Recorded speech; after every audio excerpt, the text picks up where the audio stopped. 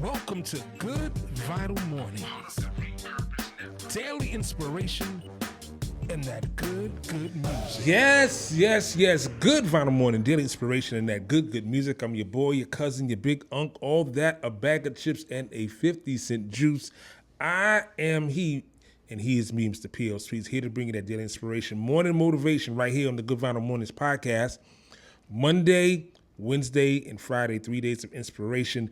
But today's Saturday. You know, we see a Saturday show. You know what that means, right?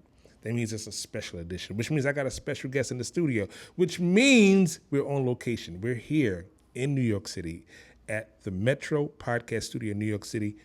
Amazing place. If you happen to be here, you want to get a great spot for your podcast, it's a great place to come. So make sure you do that. And while you're here, which you consider liking, subscribing, reviewing, and sharing, head over to the socials, Good Vital Mornings, hit my personal one, P.O. Sweets. But since today is Saturday, and I came in town, I said, I had to call a couple of friends. I said, I got to call my big little brother because he's, you'll see in a minute. Call my big little brother. This guy showed up on my doorstep in the late 90s knocking on my door. He wasn't asking for change, but in a way I was. In a way you was. In a way you was. Ladies and gentlemen, boys and girls, cats and dogs of all ages, please welcome to Good Vital Mornings, my brother, Mr. Roger Greene Jr. Mr. Roger Greene Jr. is in the building. AKA Mr. Rogers. AKA Mr. Roger. Any hood, I'm good. Any hood, you're good. I'm here. Any hood, you're good. Hey, man, I had to make the call. Mm-hmm. It would be apropos, not to have my homie as my first in-studio guest for Good Vital Mornings. Yeah, it'd be disrespectful. It would be very disrespectful. Very disrespectful. So, from the time we met, from that first, what was going through your head, and how did you get to my door? Well, shouts to Jam. Jam introduced me to Gerald. And it was a unique time, I guess, in everybody's life because I'm like one of the youngest. I don't know if I am the youngest, but I'm definitely younger than y'all. So Jam was like getting his life together. Everybody's growing up. They got things to do, and I'm in the street rapping and making beats and doing what I want to do, but they were like guiding me. He was like one of the guiding forces in my life and my career at that time. And he introduced me to Gerald because he was like, well, Gerald's managing people. He's in the entertainment space. He's trying to do his thing. So he introduced me to Gerald. So Gerald was working with me for a very short time. Like, it was like very short.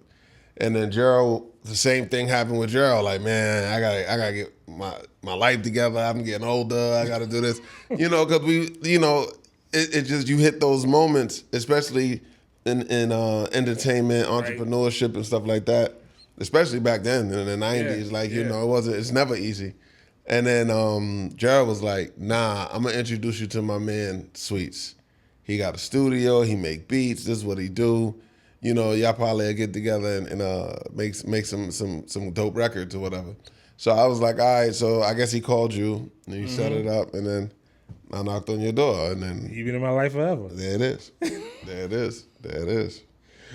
So what I want to title this whole episode is, it's a legacy through lyrics and relationships that built the bridge. Okay. That's a long time. I think that's apropos to you. Yeah. And how you view relationships and how relationships have gotten you to open to these different doors. Definitely. What's your take on relationships? Relationships is the fuel in any engine if you're talking about entertainment or entrepreneurship. I value relationships. I'm glad to still have good relationships in this business, personal and professional. But you can. My dad taught me, if you knock on the door and you don't have anything, and they say, who is it? And you say your name and they don't open the door, that's when you're really broke. It's not a financial thing. It's not anything else. If your name is bankrupt, then you have real problems. So I take relationships very seriously. I remember a time when you were going to Atlanta, and I remember everyone being upset. I was probably the only one that wasn't upset because I was looking at it like, that's my man. I want the best for him, and if I can't provide that for him at this moment, then I want him to go do his thing. Yeah. And, I mean, and I know what you're getting at with that segment, that question. It's been days and times that I've thought about that situation, and I don't want to use the word regret because I think it was just something that had to happen, but I will use the word like sometimes we do a lot of things out of ambition. And we do a lot of things out of like hindsight is 20/20, as they say. So if you could rewind something, I think I would have been with a better caliber of like the team would have been a better caliber team if I stayed. But the thing was also about me. I never looked at myself, even in that situation. Everybody was so talented at what they do. I never looked at myself as like the linchpin in that situation. I never did. You were though. I know. Now I know that. But that's why everybody was mad. everybody was they was upset. They was mad that I wasn't bad. I mean, but it wasn't that I was leaving and never coming back. Right. It was just I left. Like it's right. And it's almost like how we started the conversation when I said, like Jam was like, yo, I gotta, get my life together, and same thing with Gerald and all of that. It's no different. Now, in that situation, if I'm remembering correctly, it was so long ago, but if I'm remembering correctly, certain things were told to me that weren't there when I got there. Right. So if I'm in one situation, but again, I will say I should have chilled. I think now in retrospect, I think it's like I was still kind of protected in a way, like God always had his hand on me. Like he always had his hand on me. So the focal point of me being a writer was focused on when I got to Atlanta, selfishly, because of what ended up happening in that once I stayed down there. But if I would have stayed in New York, I think the focal point of me being an artist, that's what happened. That would have been the complete point. Like I'd have probably been sitting here with 10 albums out and you know what I mean? Right. Instead of being a writer and stuff of that nature. But the way it was set, it wasn't set correctly. Now, things were there where I should have been like, you know what? Yeah, let me just chill. But it was also, like I said, in that situation of like Jam and Gerald's situation of like, we're growing up, we got things to do. I got things to do. Like I don't want to stay where I'm at. I don't want to do this. I don't want to do that. Now, I could have grinded a little longer. But it also blew my mind, like, when I did leave, that when other situations didn't materialize, I was just like, damn, like how didn't they materialize? Like, but it also and I like, again, I said I never looked at myself as this linchpin. Like, if he was there, this would have happened. Blase, blase, blase, blase, blase. As I've gotten older and realized, because even being a part of another team, it was like, okay, it was me and Khan, like, was the give and go. You know what I mean? Like, so it's like, okay, cool. But in that situation, that's when I was realizing, like, oh, okay. Like, yeah, like, you would have, if you were there, it would have been different. It could have been different. Right. You know what I mean? Because even still getting the situations and all of that, because it's not like I never got the deal or I never got this, but getting it, I think if I'd have had that compass, which would have been blue, it'd have been totally different. Right. Because even to get my situation and then be around the people I was around, the foundation was trash. So the fact the foundation was trash, the house wasn't going. Right. What the house wasn't going to stand for me, because their house still went on and did amazing things. I just wasn't a part of that house. Right. So yeah. So. All right. So you get to Atlanta. Yeah. You get this infamous phone call. Yeah. That's when I got the call from I got the call from Diddy, saying that he heard some music that I did for Devon, and he wanted to work with me. He wanted me to come and So what was it like? What was your reaction? I didn't know. I didn't really think it was him. Like when I hit the answer machine, because it was a crazy time. Like nothing was really rocking. You know what I mean? Like nothing was really working. I won't say nothing was working, but it was just one of those times. I was in between. I just started working at UPS. Like I went and got a job. I was just like, and I was frustrated. And I remember getting off the bus, and I lived at the top of this hill, and I got off the bus, and I looked to the heavens and was just like, yo, I know you did not bring me all the way down here to be doing this. And I walked up the hill like I was like, just going through my talking to God moment. And I got home and Puff was on my answer machine. And it was like, yo, this is not a test. This is Puff Daddy, call me back. And I was just like, so then my phone started ringing. Like people was like, yo, so you talked to Puff? And I was just like, oh, that was really him? Because I thought people was joking, I thought people was playing around on my phone. And then I called, and it was him. And he was like, yo, I heard some music that you did. It was really good.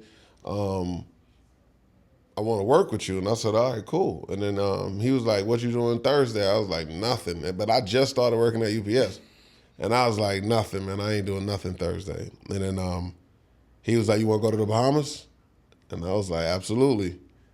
And then he was like, yo, they're going to call you. I'm going to get you a ticket. And I'll meet you in the Bahamas. And I was like, I bet. So right before I was going to the Bahamas, one of my boys' people, his name's Farouk, like, and it was just one of the illest like interactions I ever had, because it's when I got that call and it was set for me to go, everybody that you thought would have came to see me and talk to me and like maybe try to prep me or whatever, nobody came. Like nobody. And I always felt that was weird. Like nobody came and was like, all right, bro, this is how it is. This is how he is. There's like, Right. Even the people that set it up, no one came to see me. And I was just like, and I get a knock at the door, and it's Farouk, and it's a limo outside. And the limo is supposed to take me to the airport. And Farouk was like, yo, I was talking to everybody, and they telling me you going to the Bahamas to work with Puff. And I said, yeah. And he was like, and I'm looking at them like, and none of y'all talking to him? Like, none of y'all, like getting him ready for this? So he came over. Like, and I knew Farouk maybe a couple months before that. He just came home from jail or whatever, and he was a cool dude. And this was the last time I ever seen him. This is the last time you seen him, period. Period. I've never seen Farouk after this. Wow. I don't think so. I don't think so. And then he came over. He took my luggage. I said, yo, I got a limo here, man. I'm about to. He took my luggage. He threw it in the limo. And he had a big, I remember like a burgundy pickup truck or a Yukon, something. He had a big truck. And he told the limo driver, follow us. And we got in the truck. And he just talked to me and drove through the hood. He took the scenic routes, driving through like treacherous neighborhoods in Atlanta to the airport. And he was just like, Raj, he said, people don't get opportunities like this. He's like, they don't. Like, you don't know anyone that's got this opportunity that you're about to go do, to go work for Puff. He was like, don't be worried, don't go out there worried about no chicks. Don't go out there. He said, go out there and write like you have never written before, because if you don't pull this off, he's like, you're going to starve. And he was showing me neighborhoods like it was just like destitute. He's like, you're going to starve, Raj. If you don't get this right, he's like, you're going to starve. Your family going to starve. Your brother, because he knew my brother Reggie, he's like, you're going to starve. He was like, you got to get this right. Like, he's like, I'm in the crib and everybody telling me you about to go to the Bahamas, and then I'm like, and none of y'all over there with him right now, like pouring into him, like, and telling him, like, and I was like, word. And I got on that plane and I wrote so many verses and passages and ideas. I just wrote, because I always kept like my book bag, 5 subject notebooks empty, like, and I wrote a lot on that flight. And when I landed, I was like, this was the real Gladiator, like, rap school. Like, when I landed, everybody was there. Like, it felt like everybody in hip hop was there. Like, who was there though? Like, that's when I met CeeLo. Me and CeeLo got cool. Busy Bone, Mace, my son, of course, C's, Kim, and just writers like Mark Curry, who's like all over the internet right now doing what he doing. Shouts to Mark Curry. But Mark Curry, G Depp, that's when G Depp got signed. So Depp was out there, just everybody, and it felt like people were just flying in and flying out, like, to write for him. So it was just like, like, Press play. It was on. It was really, really on, and it was sink or swim. So what, like, behind the scenes, we all know Puff as aside now, but we talk about him in that era, it was like as a producer's producer, yeah, in a sense. Mm-hmm. What was his process like when you got there? Like, how was he prepping producers, prepping writers? Like, what was his process to get to his end result? He's the master of the rewrite. Like, he'll make you write a song 100 times. I must have wrote Satisfy You at least 5, 6 times before it got accepted. But rightfully so, because the first one that I wrote, I was like, oh, I got this. I wrote it on the plane. Like, because when I got to the Bahamas, the first thing, it was like a room full of just, everybody bodyguards and rappers and all that. And I'm just walking through, and everybody know each other, but everybody knows they don't know me. So everybody's looking at me like, who this dude or whatever. And he's at the end of the hall, like, chilling. Like, he's just chilling, talking to, I forgot who he's talking to, maybe D-Rock or Wolf, one of them. And I just walked up to him, and I was like, yo, I'm Raj. And he was like, oh, Atlanta. And I was like, yeah. And he was like, yo, come on. And it's just me and him. And we walked in a room, and he had pulled out a CD, and he had a boombox. And it's like, it's the only beat on the CD. It's not like he was just going through a bunch of beats. Like, yo, it was only one beat on the CD, one beat, and it was Satisfy You. It was one beat. Like I don't know if he was waiting for me, like, I'm going to have him write this. Because he's very intentional with what he does.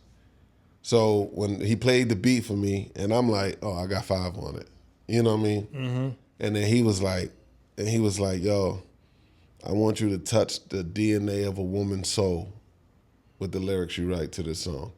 This song has to, like, women have to, like, just the way he talks to you, like when he breaks down what he wants, he knows exactly what he wants. Like, I want you to touch the fiber of her being. I want you to get into, like, her mind and all of this stuff. And I was like, oh, okay, cool. So he gives me the beat, and I wrote so much on the plane. Because it's Puff. Like, so I had Puff raps, like, in my head, I had Puffy raps. So I sit down, and the first one was some of the stuff from the plane. And I go in the studio, and I lay it, and then he listens to it, and he was like, nah. He was like, that ain't it. He's like, that ain't it. I was like, oh, okay. And so from that point on, that was the only beat I would listen to. I'm listening to it. I'm walking through the island. I'm trying to figure it out. And I laid another one, and he was like, nah. He liked a little bit of it, but he was just like, nah, that's not it. And I was like, all right. So then, like the third time, I'm walking through the island, and he's doing like an interview or something, like they filming him or something. And then he jumps up, and he sees me, and he starts like play fighting with me, like trying to like he's punching me in the stomach, like, yo, what's good with you? What's good with you? Because I didn't go out there like I wasn't caught on the hype of Bad Boy and Puff and all of this. I wasn't even thinking about none of that. I was really on what Farouk had me on. I was on it like, but then I was also on it like none of y'all are my friends. Right. So I'm not gonna act like we're friends. Like, I'm not against anybody. I'm not militant. I'm not none of these things. But you know, until he told me not to call him, I used to say, "What's up, sir? Like, what's good?" And he'll be like, "Yo, stop calling me sir. Like Puff, Sean, Diddy, anything but sir." And I'm like, "All right, cool." But then when he was play fighting with me, and I was just looking at him like, and he was like, "Man, loosen up." I said, and I was like, "You know what? You want to have this talk?" And he was like, "What you mean?" I said, "Man, no disrespect, but I'd be a fool to think you my friend. Like, period. I'd be a fool to think you're my friend. I am out here to write you a hit record. If I do not write this hit record, I'm going home. This is not my reality. Like, this is where I'm at right now. This might be another, like, level of the Matrix or something, but this is not my reality." You know what I'm saying? In the Bahamas, writing records on beaches and doing all that. This is not my reality. My reality, I didn't tell him this part, but my reality was I left Atlanta to come here. My rent's not paid. I could go home. If I don't accomplish this, I can go home and be homeless. Atlanta kicks your stuff out 5 days after the rent not paid. Yeah. This ain't New York where you go back and forth to court. No, 5 days, your stuff is on the street. My rent's not paid. Thank God I knew my landlord the way I knew her. Like, I knew her because she was a friend of mine's ex-wife or wife at the time, whatever. And she would call me like, "Raj, okay, you know, what's going on?" And I'm like, "Look, I'm in the Bahamas. I'm with Puff. I'm working on it. It's going to be fine." And she like, "All right, I'm going to do what I can do. But yo, you know what I mean? Like, this is my reality." And then one of the guys that did become, and is one of my friends to this day, because I like relationships. I'm still cool with everybody I met on that island to this day. So it's like, now they're my friends. Right. You know what I mean? Like, right. But that's when it was a means to an end. But when I guess people saw it on me a little bit, and they was like, he even said, "Yo, like, what's up with you?" And I was like, "Bro, like, I had to let it out." So I was like, "Yo, real talk, bro, my rent not paid. I got bills at home. I got things at home. You know what I mean? I'm here to knock this record out and knock these records out, and I need to get it done. But my real life is real at home. Like, you know what I mean?" Mm-hmm. And he said, "Man, tell Puff, he loved taking care of stuff like that." I was like, "Bro, no. Like, like, first of all, like, I know who my hero is. Rest in peace to the greatest, Roger Greene Jr. So at the end of the day, like, I'm a man first. And if I make a decision, I made a decision, I stand on the decision, it is what it is. One time for the champ. One time for the champ. So it's like, that's just what it is. I'm not about to go to this man.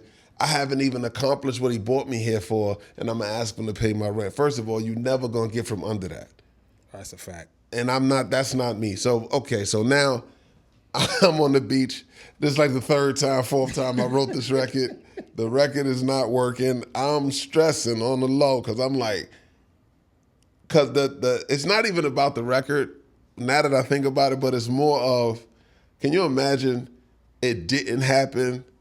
And it's like, okay, now you did get the shot. You out here amongst like who you look at and who you listen to, and you couldn't swing with them. So yeah, you good on the block, but you ain't good on Billboard. You're not good. Right. You can't good in the park, but you can't play in the NBA. You can't play in the league. So I was like, nah, this is not gonna happen. So I'm on the beach. And I see Mita, Hillary, people I'm still cool with to this day. Real talk. And they like, Roger, what's up with you? These 5 beautiful black women on the beach in the Bahamas. And I was like, what the fuck do y'all want? And they was like, Roger, what, like, and I said, nah, not like that.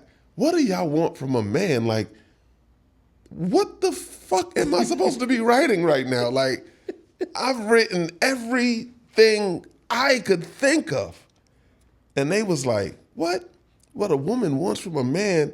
Next thing you know, I'm Indian style on a beach in the Bahamas with 5 beautiful women around me, schooling my young ass. Because I don't know if we're all the same age or they're a little older than me, but they're just telling me what's been missing in their relationships. What's been missing, like my child's father is this.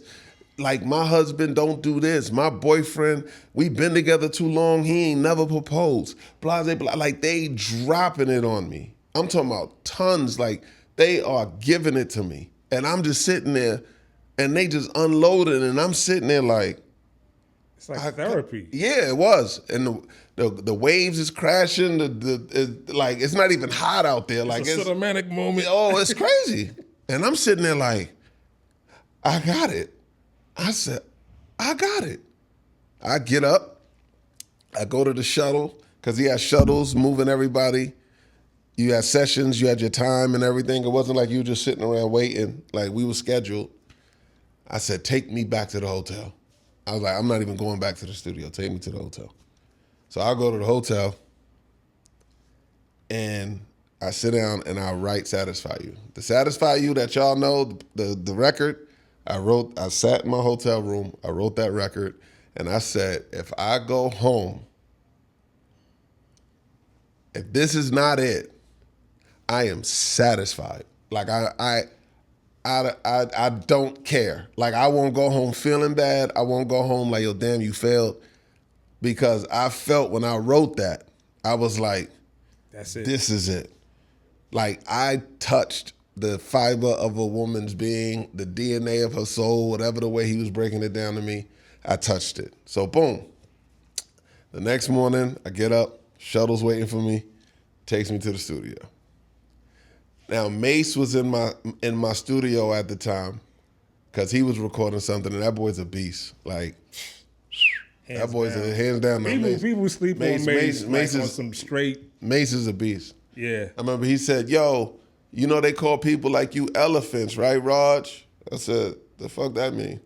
He said, because this shit a circus around here, and we all working for peanuts. Yo, I said, yo, he's an asshole. But, so I go into the day room. Well, I called it the day room, but it was like a lunch room. We was at Compass Point Studios. Compass Point, I don't know if it's still open. I don't think it is. Yeah. So Compass Point, legendary studio in the Bahamas. And it was like a big, huge studio. And it had condos in the back where people, like the stars would stay there or whatever the case may be. And it had this real big lunchroom. And it was a big ping pong table in the middle of the room.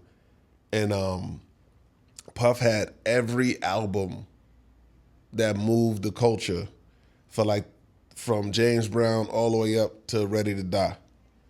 Sheesh. On this table, multiple copies. So if you was like stuck or something and you writing a rap, a story, like it's 10 copies of Slick Rick album there, brand new. Like just open it up, because each table in the lunchroom had a stereo and headphones.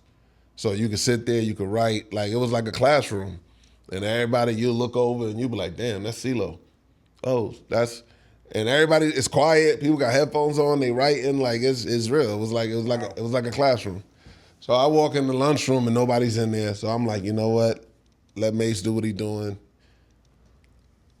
Put these headphones on. Let me vibe out. Let me make sure. Right, so I'm fine tuning, and in walks J-Lo.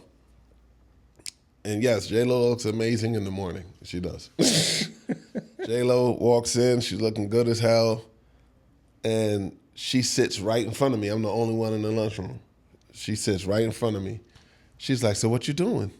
I've never met J-Lo before. And I was like, I'm writing a song. She said, can I hear it? I said, yeah, you can hear it. I took the headphones out and the beat's playing.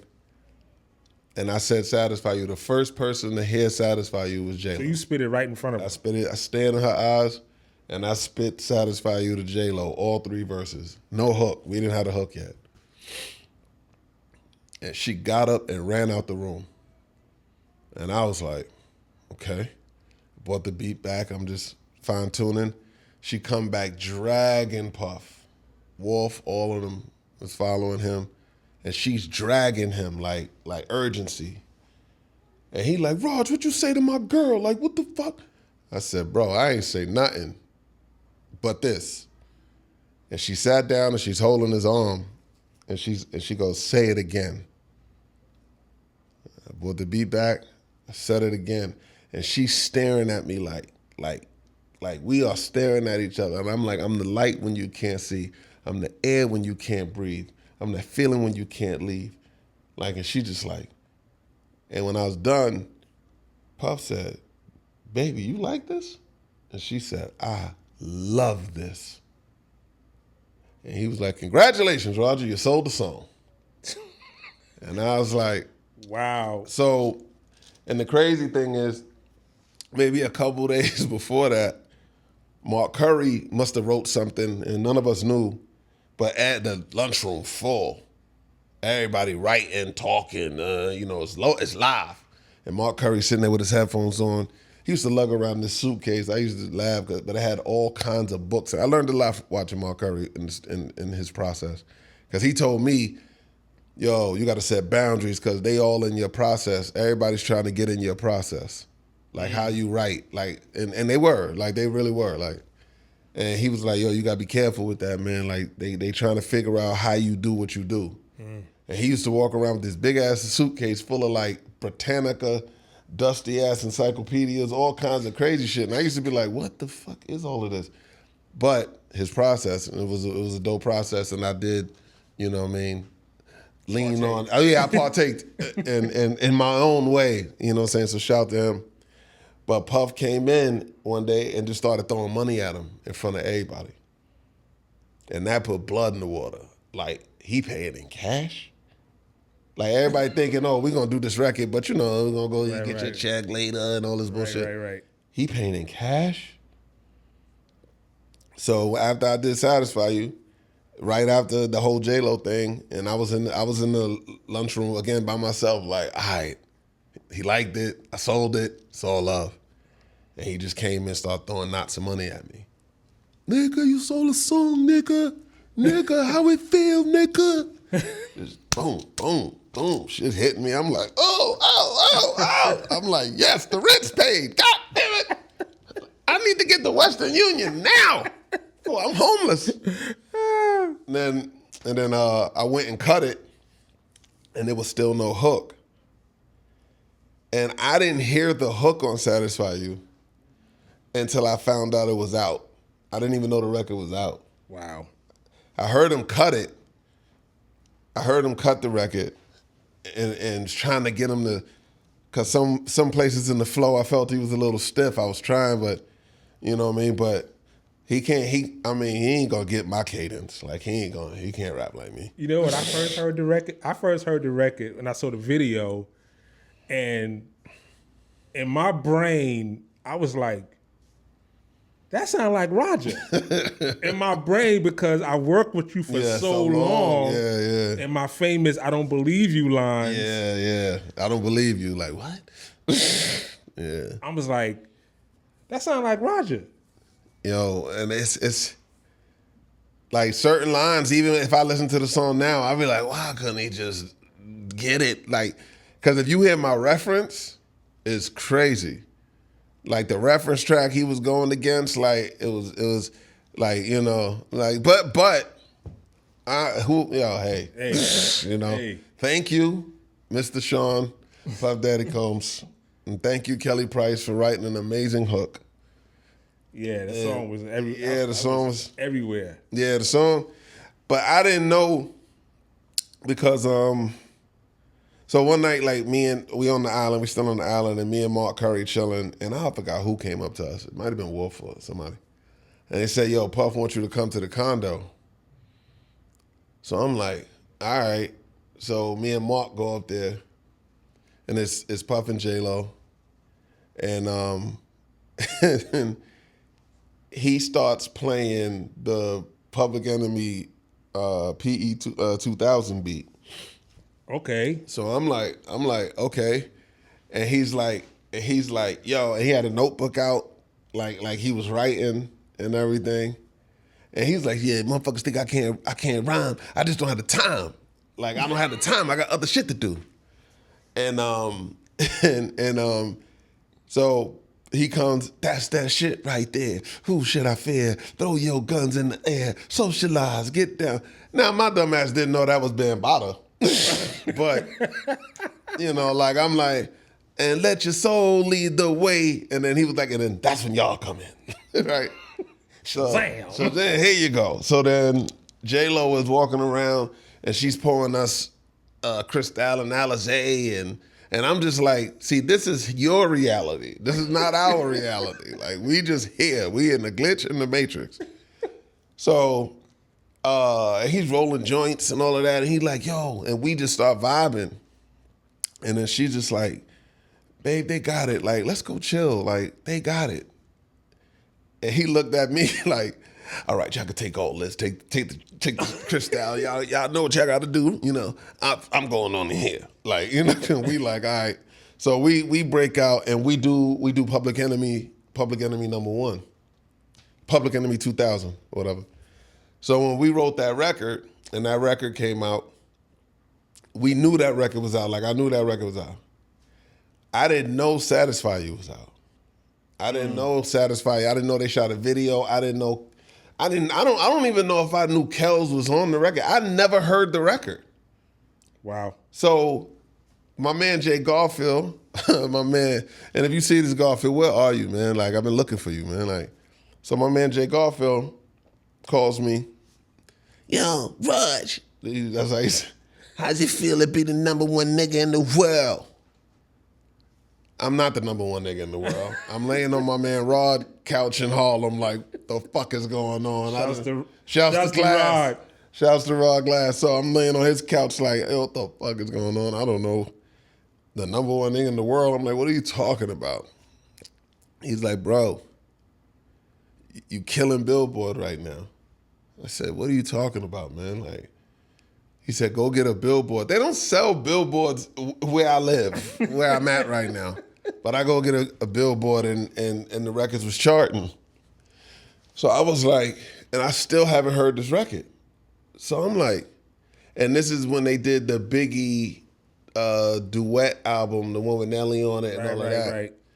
So I find out, I forgot who told me, but they was throwing the release party at Justin's. Okay. So I go, all right, I'm gonna go down there and bump in the Puff, and then I'm like, whatever. So I get down there, it's loaded, paparazzi everywhere, like it's crazy. And I was like, I was with my man, two of my mans, and I was like, my man Joel, my man E, and I was like, let's go get a drink, and maybe when we get back, it'll die down out here a little bit, and then I'll make my approach. So we come back. It's a little died down, but it's still lit. So I walk up to the girl in the front, and I was like, she pulled out the pad, like, your name. I said, I'm not on that list. But if Puff was to open that door right now and I was standing here and I wasn't in there, he'd be livid. I said, he'd be mad as shit. She said, really? I said, yeah. She said, okay. And she opened the door. You can go in. I said, come on, guys. She said, no. Your friends ain't going in. You going in. And the only person you can bring back to this door to let them in is Puff. Nobody else. Get out of here. I was like this. All right, whatever. I walk in, and as soon as I get past the double door, Justin, who's standing right there? Puff, popping a bottle of champagne. He like, Raj, I'm like, yo, what up, my nigga? And he like, Kim, it's Raj. And Kim's like, Roger, baby. And I was like, he said, look.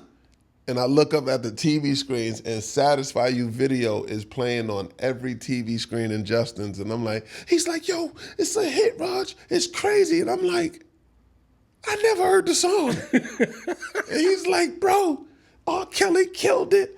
Like, I got the most infamous record in history because I have the 2 #1 freaks in the history of hip hop on one song. We're both in jail now. Both in jail right now, which is crazy. Like, wow, like, you know what I mean? But so then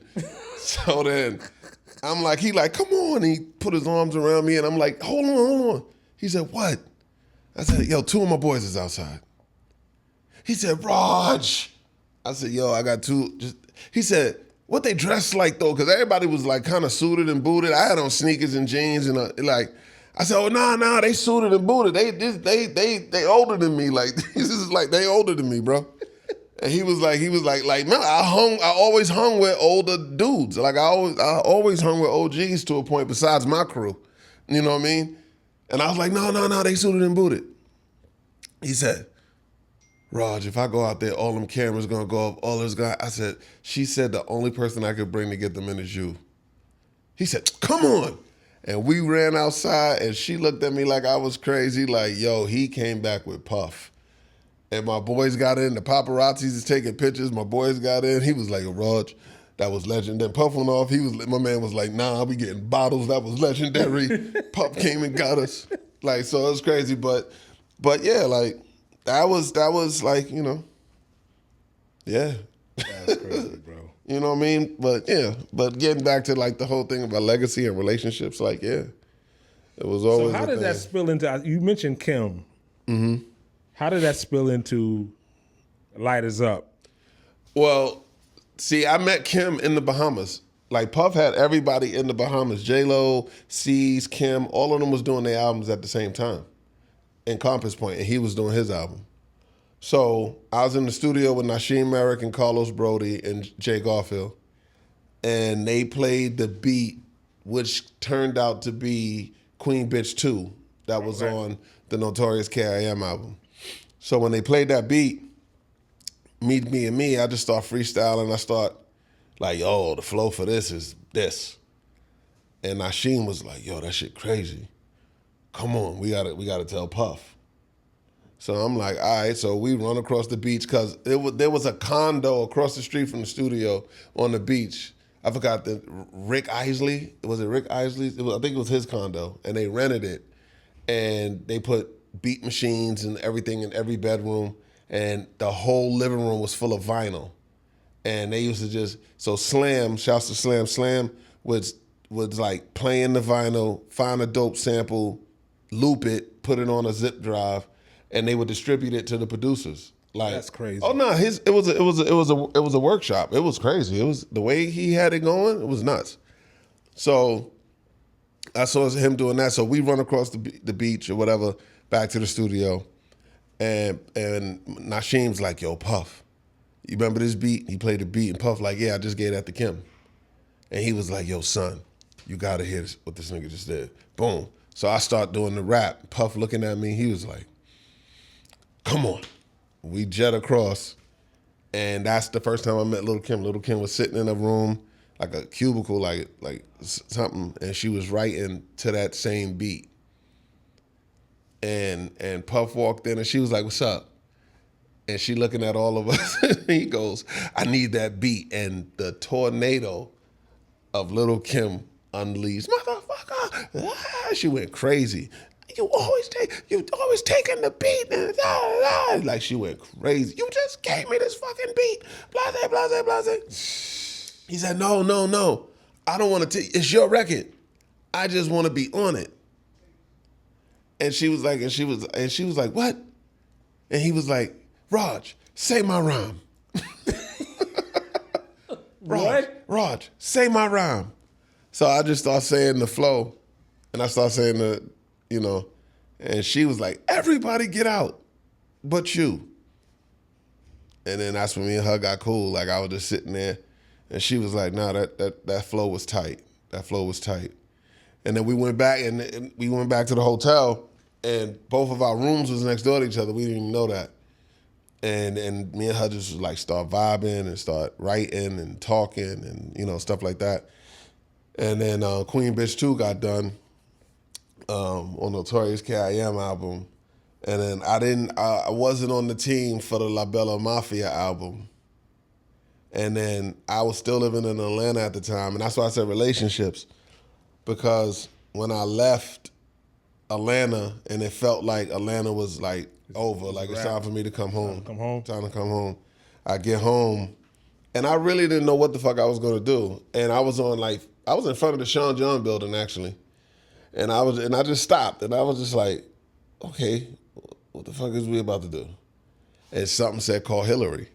And I called her from the beach. And I called Hillary because she was Kim's manager at the time and business partner. And I called Hillary and she's like, Raj, where you at? I said, I'm on like 51st or something. And she said, oh, come to the office. We on whatever. Kim had an office like not far from Sony Studios. And she was like, oh, you right on time because we're about to start the new album. And I went down there and then that's when we got into the Naked album. And like again, relationships and all of that. Like, yeah. And that's how me and Gene and like everything, like that's how everything started. Wow. Yeah. Wow. So this kind of brings it to like a conclusion in a sense is that the fact that me and you are sitting here. Yeah. It's like a full circle moment. I mean, would you look at it as a full circle? Like we never fell out of communication, you know? I mean, what I mean is that we're back together. Mm-hmm. It's like we never was apart. But we weren't. We weren't apart. It's just that segment of my life that had to happen. Happened. It had to happen. It had to happen. And that's the way, like, because you would always, and like I said, hindsight, you always be like, oh, see, I'd have did this and I would have did this and I would have did that. But it might not have been in God's plan for me to do, say, that part of it. Like, oh, he's about to be this artist and like maybe that wasn't what it was supposed to be for me. Right. I was talented enough to be it.